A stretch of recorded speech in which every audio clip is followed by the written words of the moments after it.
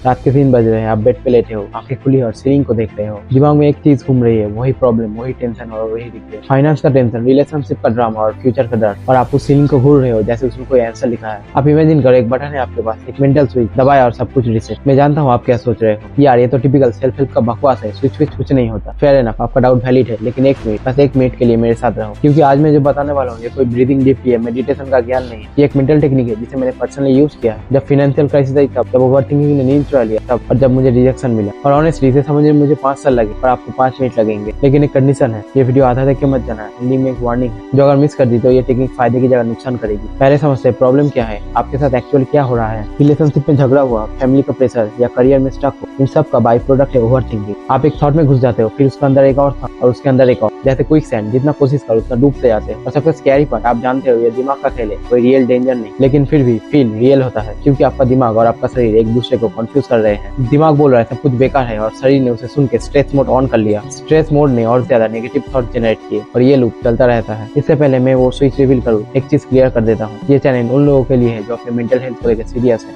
जो एक्चुअली में चेंज चाहते हैं, सिर्फ मोटिवेशन का मिठाई नहीं। तो इस चैनल को सब्सक्राइब करके अपना फायदा खुद सिक्योर करो। अब चलिए स्विच की तरफ। मैं इसे 3 सेकंड रिसेट मेथड कहता हूँ। 3 स्टेप, 3 सेकंड, कहीं भी और कभी भी कर सकते हो। कोई मेडिटेशन मैट नहीं चाहिए, कोई क्वाइट रूम भी नहीं चाहिए, बस ये 3 चीजें याद रखनी है। जब भी आप स्ट्रेस, एंजाइटी या एंगर फील करें, पहले अपनी इमोशनल स्टेट को एक्नॉलेज करो। बस इतना करो कि क्या आपका करंट सिचुएशन जानना बहुत जरूरी है। क्या अभी आप एंग्जियस हैं, गुस्सा कर रहे हैं या ओवर थिंकिंग कर रहे हैं, पहले इसे एक्नॉलेज करिए। कर सकते हैं, सिंपल है, लेकिन ये स्टेप 99% लोग स्किप कर देते हैं और वो डायरेक्टली रिएक्ट करते हैं। पर आप पहले रिकॉग्नाइज करोगे, तो अब उस इमोशन को एक नाम दो, थोड़ा फनी या ऑपोजिट नेम होना चाहिए। फॉर एग्जाम्पल, एंग्जाइटी आ रही है तो उसे बोलो आ गए आप, अब बैठिए चाय पीजिए। अगर गुस्सा आ रहा है तो उसे बोलो ड्रामा क्वीन, फिर से ड्रामा मत करना।